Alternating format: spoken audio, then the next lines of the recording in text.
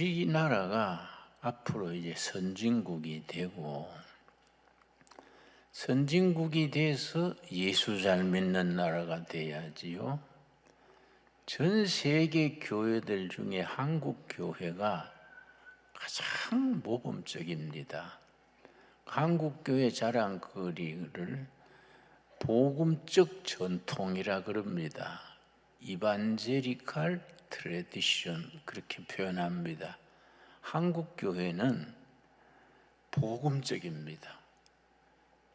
독일 교회, 영국 교회, 미국 교회는 상당히 세속화되어 있고 심지어 동성애도 괜찮다. 여러 가지로 성경의 본질에서 벗어난 얘기가 많습니다. 한국은 아직까지는 순수한 복음을 지키고 있지요.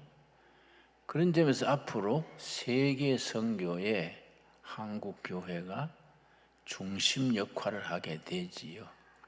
한 14, 15년 전에 미국의 빌리그레암 목사라는 이제 복음주의자, 우리나라로 말하면 부흥사지요. 미국에서는 부흥사를 이반젤리스트 그럽니다. 미국의 이반젤리스트 빌리그레암 목사가 세계 교회의 이니시아티브, 주도력은 유럽 교회, 미국 교회에서 아시아 교회, 아프리카 교회로 넘어갔다. 세계 교회를 주도하는 이니시아티브가 그동안에는 유럽 교회, 미국 교회가 기독교 세력을 대표했는데 바뀌었다는 거지요. 아시아, 아프리카 교회로 넘어갔다. 빌리그레암 목사 얘기는 섭섭한 얘기지만은 이미 넘어갔다. 21세기의 세계 교회는 한국 교회와 중국 교회가 주도력을 리더십 가지게 될 것이다. 빌리그레암 목사의 얘기입니다. 요즘은 중국 시진핑 들어온 뒤에 교회를 많이 핍박합니다. 그러나 중국 교회 저력은 대단합니다. 교인이 1억이 넘으니까요. 한 1억 2천만. 그런데 한국 인구 전체 다 해야 5,100만인데 중국은 크리스찬이 1억 2천만. 한국 인구의 2배가 넘으니까 지금 공산주의 지배 밑에 숨죽이고 있지만은 이게 앞으로 공산주의는 어차피 지나가는 거지요. 그러고 나면은 중국 교회가 지학 교회에 아주 뿌리를 탄탄히 내리고 중국을 이렇게 민주 체제로 만드는 일에 중국 교회가 앞장서겠지요. 내가 여러 해 전에 중국 지학교회 지도자들 47명하고 2박 3일 이렇게 부흥회를 한 적이 있습니다. 아주 비공개로 지학교회 지도자들이니까 이제 한적한 산골짜기에 건물에 들어가서 2박 3일 집회를 인도했는데 그 중에 25살 먹은 청년이 5만 명 회중 대표로 참석했어요. 그 25살에 5만 명 회중, 그걸 이제 영어로는 콩그리게이션 그래요. 5만 명 콩그리게이션의 대표로 참석을 해서 내가 쉬는 시간에 물었습니다. 당신은 그 25살 나이에 어떻게 5만 명 회중에 대표로 왔느냐 그랬더니 자기가 17살 때에 예수님 영접하고 성령 받았는데 그 뒤에 3가지만 열심히 했더니 그렇게 되더라는 거예요. 그 3가지가 뭐냐? 전도하고 밥 먹고 감옥 가고, 감옥 가서도 전도하고 밥 먹고, 감옥에서 나오면 또 전도하고 밥 먹고 또 감옥 가고, 이걸 계속 했더니 자기한테 전도받은 사람들이 또 전도하고 해서 5만 명 콩그리게이션이 됐습니다. 그냥 은혜 받았어요. 그래서 그 중국 지하교회 지도자들이 한국 교회가 중국 교회를 좀 도와주십시오. 그래서 뭐 어떤 걸 도우면 됩니까? 그랬더니 우리가 달러를 도와달라는 거 아닙니다. 아까 말한 빌리그레암 파운데이션이 있어요. 빌리그레암 재단에서 중국 교회를 위해서 200만 달러를 지원을 결정해서 통보했는데 중국 지하교회 지도자들이 회의를 해서 안 받기로 했다는 거예요. 200만 달러면 큰 돈 아닙니까? 어째서 그렇게 결단을 했습니까? 과거를 보면은 외국에서 달러가 들어오면은 교파가 갈라지고 교회가 타락한다. 밖에서 순수한 복음을 지키고 나갈 때는 감옥 가도 핍박받아도 굶주려도 지켜나가는데 외국에서 선교사가 들어오고 달러가 들어오고 하면은 배가 갈라지고 부패한다는 거예요. 그 우리는 200만 불 받지 말고 기도로 도와주세요. 중국 사람들이 대국 근성이 그런 게 있지요. 그럼 한국 교회는 뭘 도와주면 좋겠습니까? 뭐 달러 도와달라는 게 아니니까. 예, 우리가 앞으로 유엔주일 학교를 해야 하는데 유엔주일 학교 할 줄 모릅니다. 유엔주일 교사 양성하는 거 그거 좀 지도해 주시고, 그러고 찬송가 우리 집회하는데 찬송가가 있는데 가사만 있고 곡이 없어요. 800곡인데 800 찬송가인데 곡 같은 곡조로 불러요. 전부 다 곡 같은 곡조로.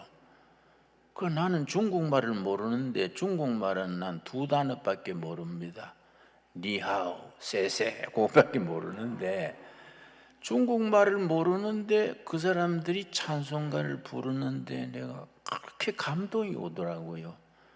근데 800 찬송가가 한 곡이요, 한 곡. 그래서 한국에 교회 음악 하는 분을 보내가지고 찬송가에 곡을 좀 붙여주시오 그러더라고요. 내가 참 그 강사로 갔다가 은혜 받았습니다. 한국 교회는 세계 교회의 선교 사상 가장 성공적인 사례입니다.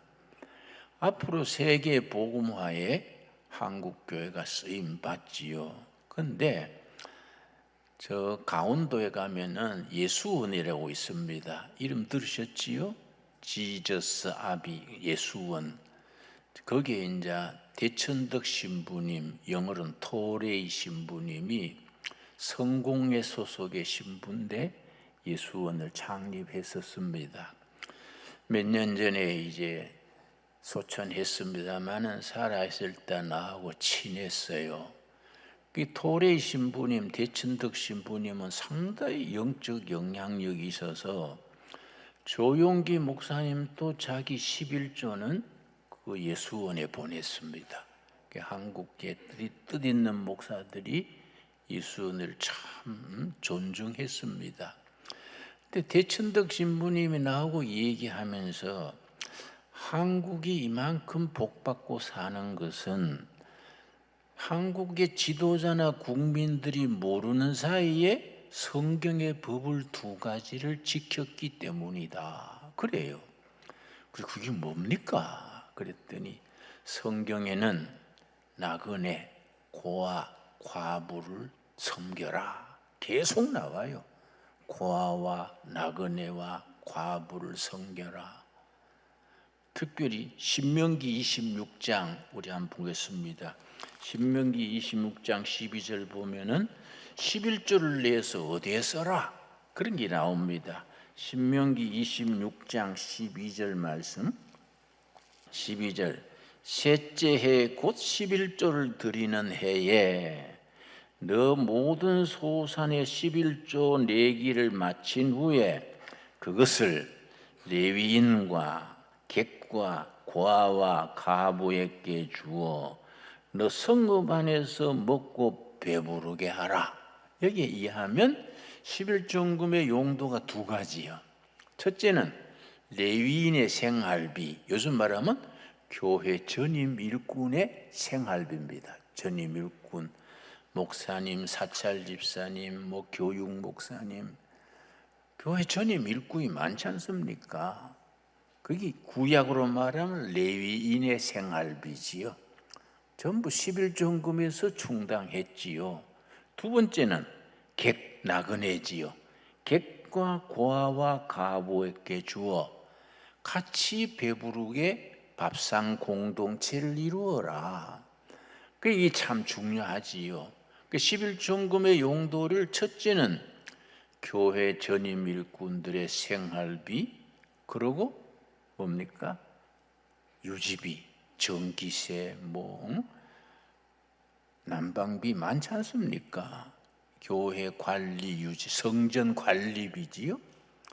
전임 일꾼들의 생활비지요. 두 번째가 중요하지요. 나그네, 고아, 과부를 같이 배부르게 밥상 공동체를 이루어라 했는데, 한국이 그걸 우리도 모르는 사이에 성경의 법을 실천했다는 겁니다. 무슨 소리냐? 8.15 해방된 후에 6.25 전쟁 전후로 북한에서 수백만 피난민이 남한으로 왔는데, 그때 남한도 어려우면서 북한 피난민을 다 받아들여 줘가지고 잘 되지는 못했지만 같이 살았다 해. 이게 나그네를 대접한 좋은 과업이다. 그런데 우리가 경험했으니까 당연히 그러지 싶지만은, 길고 긴 세계사에서 그렇게 짧은 기간에 그렇게 많은 피난민 나그네가 온 것을 같이 살아남은 예가 없어요. 한국이 북한 피난민 수백만 명을 받아들여 가지고 같이 살았던 것은 하나님 보시기에 굉장히 아름다운 거다. 그래서 나중에 대한민국이 부흥되는데 북한 피난민 인력이 다 자산이 된 거지요. 지금은 이제 탈북민이지요. 지금 우리 탈북민이 3만 5천 명 잘해줘야 돼요. 그 사람들이 남한에 와서 보람을 느끼도록 그래야 되는데, 며칠 전에 탈북민 여자가 자살했더라고요. 너무 외롭고 힘들어서 자살했더라고요. 참 가슴 아픈 일이지요. 응? 그 사람들 위로하고 잘해야 됩니다. 그리고 제3세계의 노동자들이 오지 않습니까? 비에트남에서 필리핀에서 노동자들 잘해줘야 돼요. 우리가 그 사람들 대우 잘해줘야 됩니다. 그래서 제3세계 노동자들이 해외 노동 나가는데 최고 인기가 한국이라 그래요. 한국에 노동하는 것을 일본이나 미국 가는 것보다가 더 좋아한다 그래요. 그게 참 아름다운 얘기지요. 앞으로 그 사람들을 위해서 우리가 태국에 갈 수 없어도, 라오스에 갈 수 없어도 그 사람들을 노동자로 데려와 가지고 전도해 가지고 그 사람들이 전도자가 돼서 가서 전도하면 그 해외 선교가 더 우리가 얼마나 유용합니까? 그러니까 나그네 대접하는 거. 둘째 뭘 잘했느냐? 성경의 토지 경제를 실천했다. 성경의 토지 경제가 뭐이냐? 그건 이제 1948년에서 50년 사이에 이승만 정권에서 토지 개혁한 것을 말하는데, 농지 개혁, 전 세계 성공 사례입니다. 이 성경적인 법이지요. 레위기 25장 23절입니다. 토지를 영구히 팔지 말 것은 토지는 다 내 것임이니라. 지주는 하나님이고 농민들은 소작이니요. 너희는 거류민이요 동거하는 자로서 나와 함께 있느니라. 뭐든지 만든 사람이 주인 아닙니까? 그렇지요? 토지는 누가 만들었습니까? 하나님이 만들었으니까 하나님이 주인이지요. 그리고 거기에 활용하는 사람은 소작인이다, 거류민이다. 그래서 무슨 법을 두었느냐 하면은 24절 말씀, 24절. 너희 기업에 온 땅에서 그 토지 무르기를 허락할지니. 자, 그래서 토지를 사고 팔고 투기하지 못하게 했는데 되게 급한 일이 생기거나 환자가 생기면은 땅을 수확권을 양도하는 거야. 수확권 1년 부쳐 먹는 수확권을 양도했다가 돈이 생기면 원금만 주고 되찾아와요. 이 토지 무르기요. 토지 무르기. 영어로는 리뎀션, 토지 무르기. 이 토지 무르기가 신약에 가면은 에베소 1장 7절에 그리스도 안에서 은혜로 피로 말미암아 속량 죄 사함을 받았다. 속량이 리뎀션이에요. 구약에서는 경영권이 넘어가는 땅을 돈 주고 되찾아오는 것이 리뎀션인데 신약에서는 우리 죄와 죽음의 값을 예수님이 값을 치렀어요. 구약에는 땅값을 돈으로 치렀지만 지금은 예수님이 뭘로 치렀습니까? 피값을 치르고 그 십자가의 공로, 피공로, 피의 복음, 피값을 치르고 우리를 속량, 구원받게 했습니다. 이 리뎀션이요. 그런데 이승만 대통령이 참 잘했습니다. 국가를 발전시키려고 보니까 전국에 호남 같은 데는 소작인이 80%예요. 경상도는 한 50%, 40%. 호남 그 넓은 데 소작인이 너무 많아요. 1년 농사, 경상도 말로 쎄 빠지게 농사 져가지고 100가마니 하면은 50가마, 60가마는 지주한테 가고 나머지들 사니까 농민들이 가난하다. 이래가는 안 되겠다. 민주주의 하려면 경제가 자립돼야 되는데 이 소작인들의 토지를 전부 개혁해서 자기들 땅으로 만들어야 되겠다. 그래서 농림부 장관이 조봉암이네. 조봉암.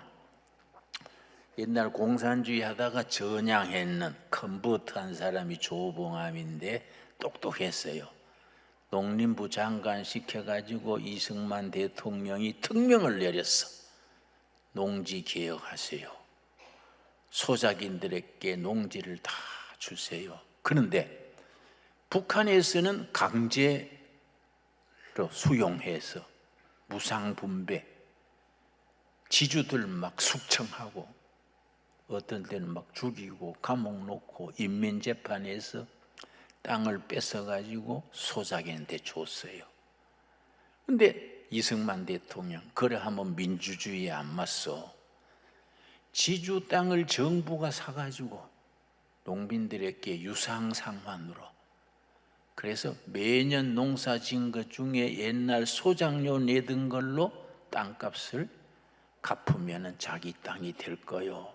그러고 정부에서 지주에게 땅값을 주시오. 그 유상 분배라 그래. 유상. 그래서 이제 조봉암 장관이 농민들이 3년간 땅값을 다 갚도록 계획을 세워서 가져오니까 이승만 박사가요 참 크리스찬답게 훌륭했어요. 그걸 보고 지운 거예요. 3년 싹 지우고 5년. 농민들이 어떻게 3년 만에 땅값 다 갚냐? 이승만 대통령이 그걸 지우고 5년으로 해가지고 그걸 전부 소작인이 지주가 되게 했네. 그게 1950년 4월 20일 완성했습니다. 딱 2달 뒤에 6.25 터졌네. 딱 2달 뒤에 6.25 터져가지고 북한군이 땅을 소작인이 지주되게 해줍니다. 그러니까 무슨 소리야, 다 받았는데 이승만 대통령이 다 줬는데 그래서 자기 땅을 지키려고 당군 일의 소작인들이 지주가 됐으니까 공산군 막는 데 앞장섰다. 이게 우리 역사예요, 역사. 그런데 우리가 이런 성경의 법을 실천했기 때문에 우리나라가 복받고 산다. 오늘 본문 말씀 우리 빌립보서 뭐라 그랬습니까? 본문 말씀이 디모데전서, 이게 다 나이 탓입니다. 헷갈리는 거지. 디모데전서 3장, 천천히 찾겠습니다. 3장 16절 339페이지 디모데전서 3장 19절 크도다 경건의 비밀이요. 이게 원문의 뜻은 놀랍도다. 경건의 신비요. 신비요. 놀랍도다. 경건의 복음의 신비요. 사람의 지혜로는 생각할 수 없는 겁니다. 하나님의 뜻, 하나님의 구원의 길, 복음이라는 것은 이거는 신비지요, 신비. 사람의 생각에서 나올 수 없어요. 하나님이 사람이 되셨다. 신비요, 신비. 이 땅에 오신 하나님이 십자가에 죽으시고 부활하셨다. 이 신비요, 부활의 능력. 그래서 복음의 신비에 네 기둥이 있어요. 네 기둥. 요 네 기둥을 우리 마음에 딱 새겨야 돼. 그래야 우리 신앙이 영적 에너지, 파워가 있는 겁니다. 첫째는 뭐냐? 창조신앙. 창세기 1장 1절 태초에 하나님이 천지를 창조하시니라. 창조신앙. 둘째, 임마누엘, 하나님이 우리와 함께 하신다는 임마누엘 신앙. 여러분, 여러분의 삶과 가정에 하나님이 함께 하시는 줄 믿습니까? 이게 임마누엘 신앙이에요. 이 신비요, 신비. 엄청나게 위대한 하나님이 어떻게 우리와 같이 있냐, 이게 이 신비지요. 세 번째 신비가 뭐냐?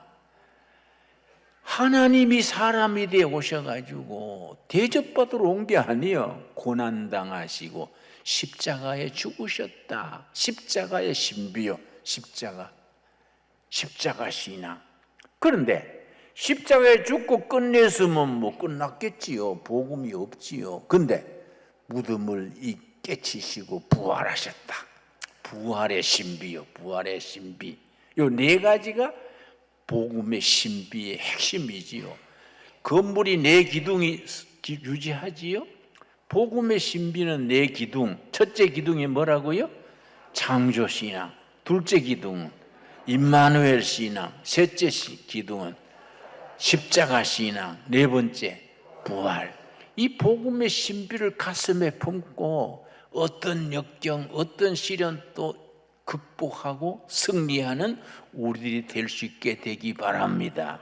그 복음의 신비한 능력으로 통일한국 이루고 예수 잘 믿는 나라 성서한국을 이루어가지고 우리 국력이 미국에서 한국까지 자동차로 오고 또 부산서 기차 타면은 시베리아 철도, 그걸 TSR 그래요. 트랜스 사이베리안 레일로드. 서울서 기차 타면은 시베리아 거쳐서 독일로 프랑스로 기차 타고 가는 거예요. 그리 선교사들이 가는 거예요. 그 기차 타고. 그러고 운송비도 절감되고 얼마. 그 TSR. 그러니까 독일에 러시아에서는 그걸 한국 정부에 몇 번 요청했어요. 북한은 우리가 설득할 때니까 시베리아 철도 열자. 그래서 우리가 저 중국 국경, 북한 국경까지 시베리아 철도가 와 있습니다. 우리도 지금 공사 중입니다. 휴전선까지 철도하고 있어요. 거의 다 돼갑니다. 북한만 딱 뚜껑 열리면 기차 타고 독일, 프랑스까지 가는 거예요. 그 시대가 앞으로 다가오는 걸로 믿습니다. 그러니까 우리가 선교한국이 되는 거예요. 그 기차 타고 선교사들이 5대양 6대주로 뻗어나가가지고 복음의 신비를 전하는 거지요. 하나님께서 우리에게 그런 비전을 주시고 그런 미래를 주시고 정말로 세상 사람들이 생각하지 못하는 하나님의 뜻이 우리 한반도를 통해서 그동안에 우리가 어려운 과정에서도 열심히 일해가 한강의 기적을 이루었지요. 하나 더 남았어요. 한강의 기적에서 한반도의 기적으로 넓혀져야지요. 거기 교회가 앞장서야 돼. 우리 성도들이 그런 비전을 가지고 희망을 품고 헌신하면은 그런 시대가 반드시 오게 될 줄로 믿습니다. 이 프로그램은 여러분의 미디어 선교 후원으로 제작되었습니다. 선교는 사명, 후원은 동역. 당신도 복음을 전할 수 있습니다. 선교 후원 02-6333-1003번